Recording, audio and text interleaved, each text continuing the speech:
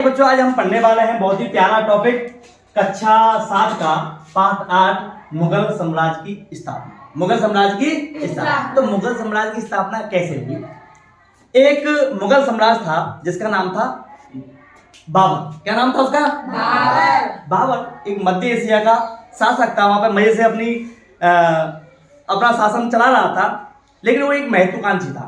एक कैसा था? महत्वाकांक्षी। वो और राज्यों को जीतना चाहता था। उसी समय पर हमारे कहां पर भारत में इब्राहिम लोदी का शासन था। इब्राहिम लोदी का शासन था। उसी के शासन में एक गवर्नर था पंजाब का। कौन था? गवर्नर। जिसका नाम था दौलत खान। क्या नाम था उसका? नाम दौलत खान। तो उन्होंने उसको आग्रह किया कि सर आप हमारे देश में आइए और यहाँ पे क्या कीजिए, आके। तो इस समय पे जो लोदी है वो थोड़ा सा कमजोर पड़ गया क्योंकि वो एक दूसरे से लड़ रहे थे। तो उस समय पे उन्होंने दौलत खान ने उसको बुलाया।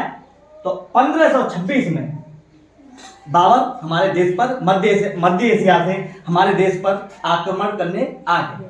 तो उसने 1526 सबसे पहले आक्रमण जो किया वो पानीपत पे किया, जिसे हम पानीपत का प्रथम युद्ध के नाम से जानते हैं। पानीपत के प्रथम युद्ध के नाम से जानते हैं। अब उसने क्या हुआ उस समय? तो उसने किससे युद्ध किया वो बच्चों को बताओ भाई। बाबर आया था किसके साथ? किस लड़ने के लिए? 1526 में यहाँ पे आया।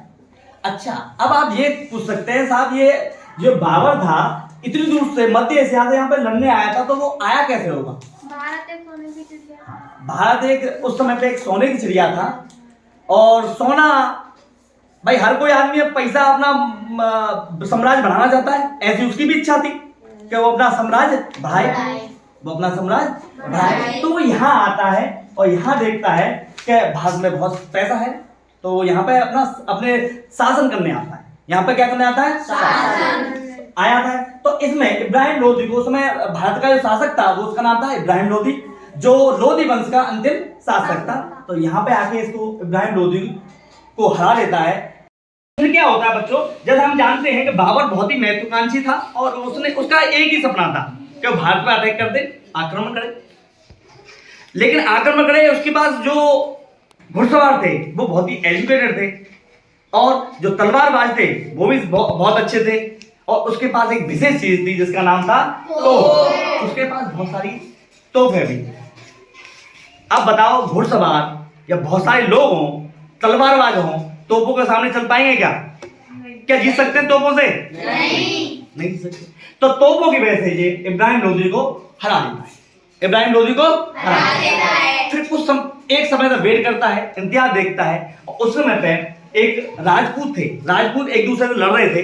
उस समय राजपूतों के एक सरदार थे या राजा तक कह सकते हैं उनको, उनका नाम था महाराणा संग्राम सिंह। क्या नाम था? महाराणा संग्राम सिंह, जिनको हम इतिहास में राणा साहब के नाम से जानते हैं। ये और राजपूतों से लड़ते रहते थे। लड़ाई की वजह से ये कमजोर पड़े हुए थे।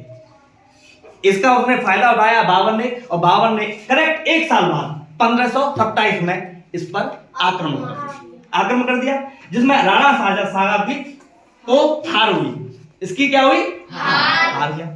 फिर उसने थोड़ा सा वेट किया, एक साल, करेक्ट एक साल के बाद, एक साल उससे छोटी। फिर नीचे आते हैं तो चंदेरी एक जगह है जहां 1528 में उस समय पे चंदेरी के जो राजा थे वो कौन थे?